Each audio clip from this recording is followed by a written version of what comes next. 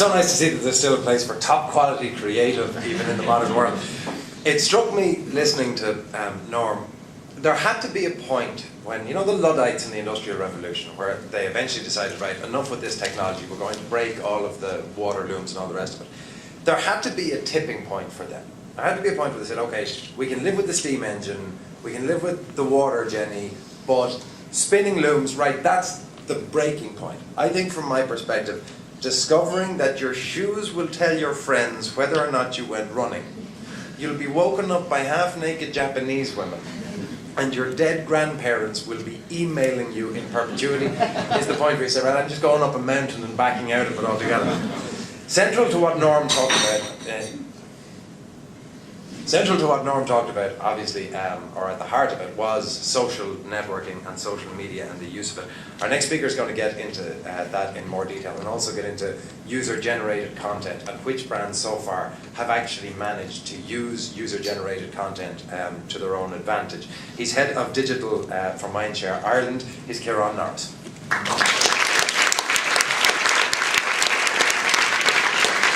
Thank you. Morning, everyone. I'm from a small town called Woking.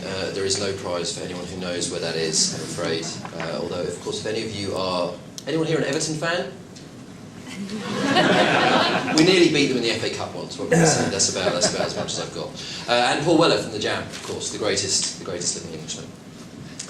So, thank you very much to Norm for setting up beautifully there and really sort of showing, I think, the opportunities that lie for all of us in digital marketing. What I want to touch on today is social media, which has probably been one of the sort of the biggest changing factors over the last couple of years, and is certainly one that most brands, I think, are very much aware now that that we need to do something in social, which generally means we need to do something on Facebook. But what that is, or why, or how, or what success is going to look like, sometimes isn't necessarily clear. So, what I want to touch on today is a few points on why social is so important, or why I believe it's so important, and also maybe actually killing a couple of myths that some people that have grown up. There's a lot of people who go around self-proclaimed social media gurus. Norm, when he wants to piss me off, calls me a social media guru, so thankfully he didn't do that today. But actually I think we need to bring some of these things back down to earth and again look at how traditional media can integrate with social. And then also some hopefully practical steps of how you go about putting that into practice. And we've got a 4-step process which we use whenever we're setting up social media strategies. So why? A few years ago, Forrester, the research consultancy, put together what they call the social technographic ladder. So they're better at research than they are at branding names. But essentially what the idea of this was is it would tell us how people, it would allow us to categorise how people interacted with social media in particular, but more generally with the web, I guess. And essentially the idea is that at the top of the ladder you have what we call creators. So those are highly engaged people who will actually write blog posts, upload photos, create videos and upload those. And of course it's interesting that this was before Facebook had really taken off. So uploading a photo was still quite a laborious affair. You had to have a digital camera, you had to take it home, you had to plug it into your laptop, you had to have probably a Flickr account or a Picasa account. And then as you move down the ladder, the person gets less engaged, but you get a wider audience. Till you get to the bottom, or the penultimate one, which is spectators, which is the mass majority of people who will consume content from social media, so they'll watch a video on YouTube, but they won't necessarily interact with it in terms of commenting or uploading. And it's interesting that the reason that you get this lack of engagement, I think, is there's a singular reason for that. Oh, sorry, we're missing one. So there's a singular reason for that. So what the web did and what social media did is it took away the cost of production. So there's a guy called Clay Shirky who's written a number of interesting books. He's an academic, and he essentially said something along the lines when he was talking about blogging back in 2004. And he said, so forget about blogs and blogging and concentrate on this. The cost of publishing by anyone to everyone just sunk to as close to zero as it's ever going to get, and the effect of that is going to be huge, which was true, but of course you still had to actually be bothered to have something to write about and to set up your blog account and to know a bit of HTML. So a lot of people didn't. So I think a few things changed along the way. So if you look at 2005, and from the depths of sort of greatness to the worst day in the world. So the day after London won the 2012 Olympics, there was on the 7th of July, obviously there was the horrific bombs that went off on the 3 tubes and on the bus. And if we sort of horrific day, but if you step back from that, what was interesting from our point of view, I think, is that the story was happening in the tube tunnels, and the traditional media were trapped above ground, right? So the victims were trapped in the tunnels, but the camera crews were trapped above the ground. They couldn't get to the story. And so what you had is that the defining image, rather than being taken by an agence presse photographer or by a BBC cameraman, was taken by some guy on his mobile phone.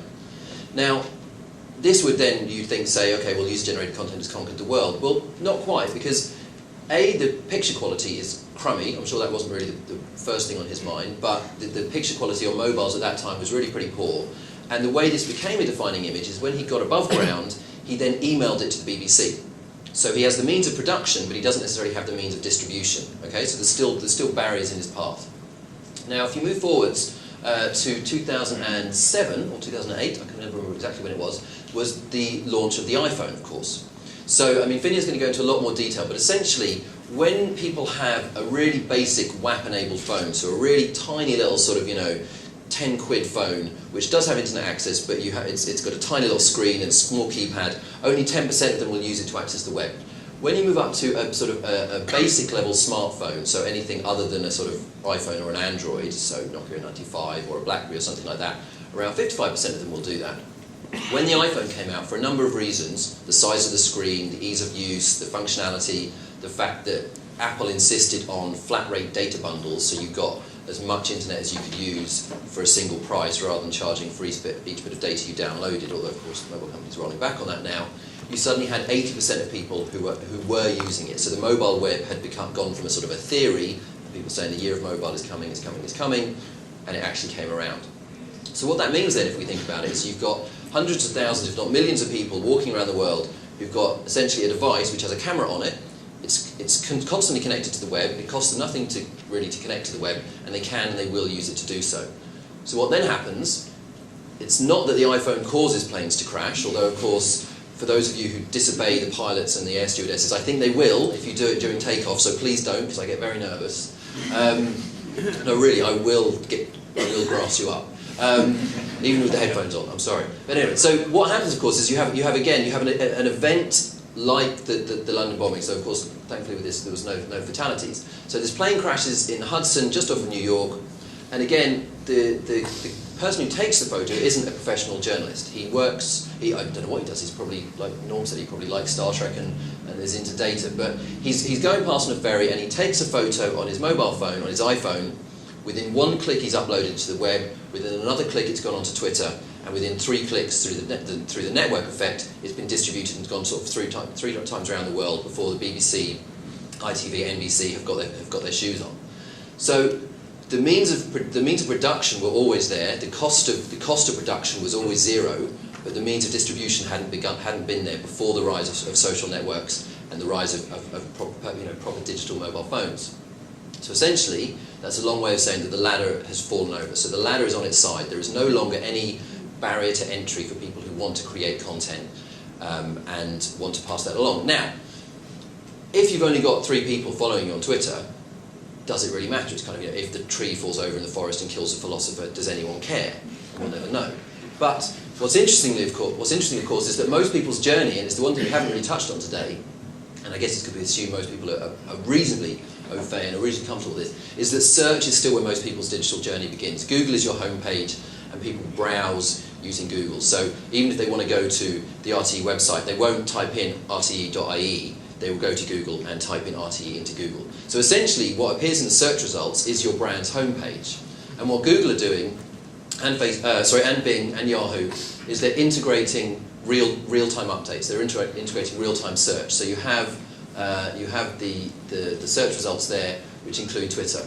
And so then when you go to this, you can see what people are saying in real time. So someone who may only have 2, 3, 4, 5, 10, 100, whatever followers on Twitter, if someone searches and their comment about your brand comes up on on the Google homepage, which as I said is your brand's homepage as far as I'm concerned, then it could be seen by millions.